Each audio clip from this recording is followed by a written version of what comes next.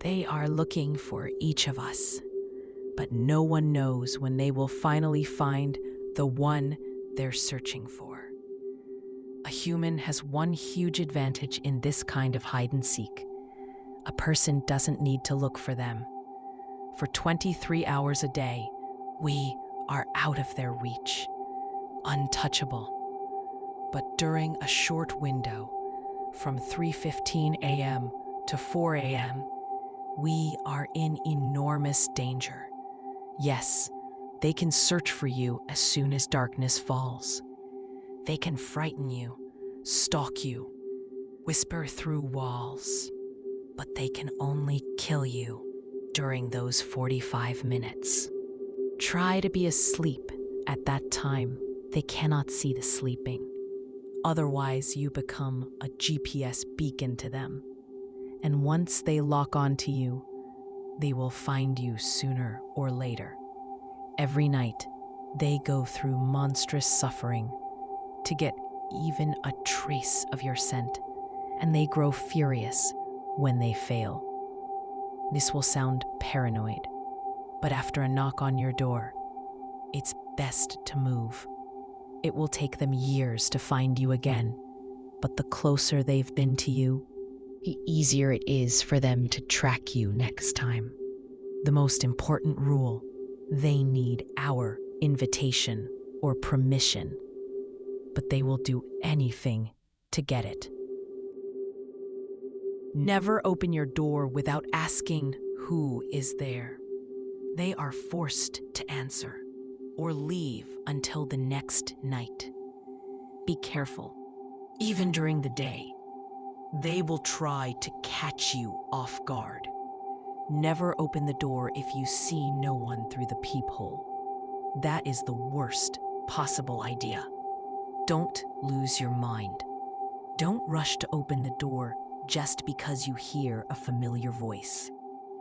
If your friend is in another city and suddenly knocks on your door at night, don't open. They imitate voices well, but it always feels off, like a recording, like the sound is not coming from behind the door, but from somewhere much closer, as if someone is whispering directly into your headphones. Pay attention to strange sounds. Most often, it's the sound of little bells or rustling leaves. Most people never encounter them, and most of them never manage to find their target. If you've never experienced anything like this, good. But if you have already opened to them, spoken to them, or refused to open, they will never stop. What do they want? Most likely to kill you or take you. Either way, you will disappear if they reach you. I say they, but each person has their own pursuer. Keep your mind sharp. A mirror across from your front door is an excellent ward.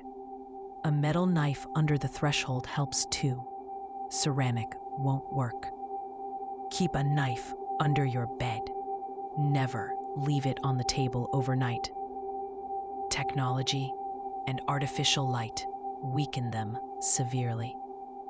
If things get really bad, don't panic. Don't become prey. Their last weapon is suggestion. Learn a prayer. If you don't like prayers, memorize a tongue twister or a poem. It's crucial to be able to stop your thoughts, to detach from everything happening around you. Repeat the text. Don't let any other thoughts take over. Train yourself to think about nothing for a while.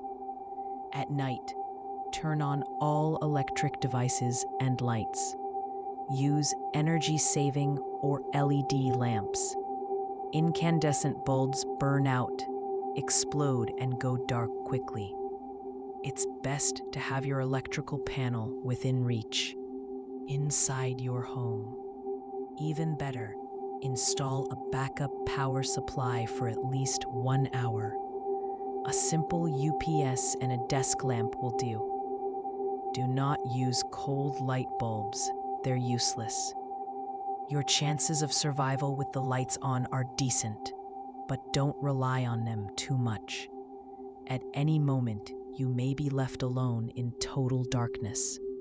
People around you will sleep deeply or sleepwalk. Cats and dogs won't save you. So get a pet rat.